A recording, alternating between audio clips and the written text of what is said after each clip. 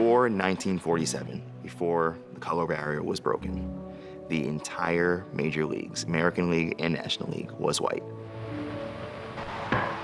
There were, of course, great players, but it was diminished league talent-wise because there were so many excellent players that never had a chance to compete in anything beyond an exhibition format. That was a clip from the History Channel's new 2-hour documentary, After Jackie, that tells the untold story of the generation of black baseball players who fought for racial equality after Jackie Robinson retired. Critically acclaimed producer and director Andre Gaines joins us this morning with more on his new documentary. Welcome, Andre. We're thrilled to have you on. Oh, thank you for having me, Desiree. Yeah, definitely. And Andre, this year marks 75 years since Jackie Robinson became the first black player allowed to play modern Major League Baseball, paving the way for other black baseball players. But that wasn't quite the case, or wasn't welcomed right away. Could you tell us a little bit more about that? Oh, sure. I mean, prior to Jackie Robinson, which I think is something that a lot of people are going to be surprised to discover in this film, there were black ball players. Bud Fowler, Moses Fleetwood Walker, these were black ball players in the late 1800s, 1884. And, Cap Anson, who was the best ball player at the time, most prominent, decided he didn't want to play with black ball players anymore, refused to play an exhibition game. And that instituted this gentleman's agreement really across all the league that consumed the sport for the next 60 years until Jackie Robinson showed up in 1947 to break that color barrier. And it's always a key moment to highlight that Jackie was the first black ball player allowed to play in Major League Baseball because of what it is that he did. So that's just a little highlight of what we'll be able to see in the film is a little history predating Jackie Robinson, but everything afterwards is really what the focus of the film is. Yeah, and when working on this documentary, were you shocked by some of the stories that were being told?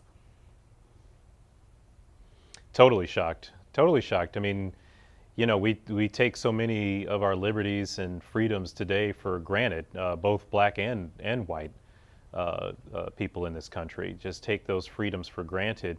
And to hear these players, somebody like Bob Gibson, who was one of the most dominant players ever, they had to lower the mound because of Bob Gibson's pitching ability and his dominance on the field.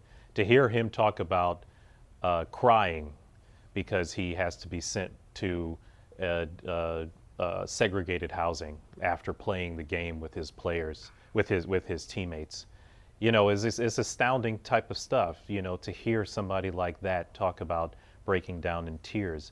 And so we really wanted to highlight these stories. We wanted to focus on the game and their level of skill, which was extraordinary, but, talk about what it meant to survive off of the field. And I think that that's something a lot of folks are going to be able to take away from the film, is understand the sacrifices that these gentlemen made for us. Yeah, and very important to know. And what was the reason for the negligence in racial equity within the MLB organization after Jackie? Did any of the players in your documentary share a little bit about that?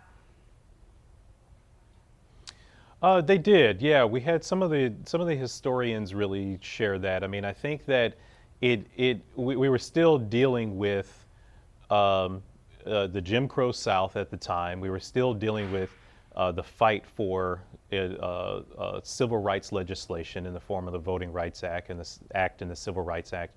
We were really still fighting for these things, especially during the turbulent 60s and the late 50s.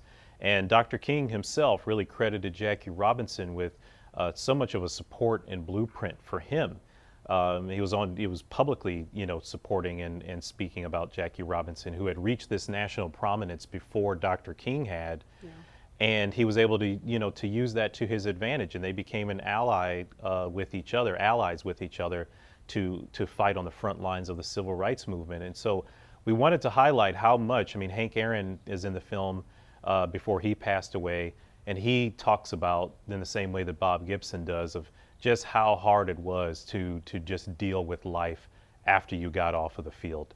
And that was a credit to the St. Louis Cardinals team. Their success is their ability to integrate with each other, black players and white players, and really, advance racial equality in a way that we hadn't really seen in sport yet.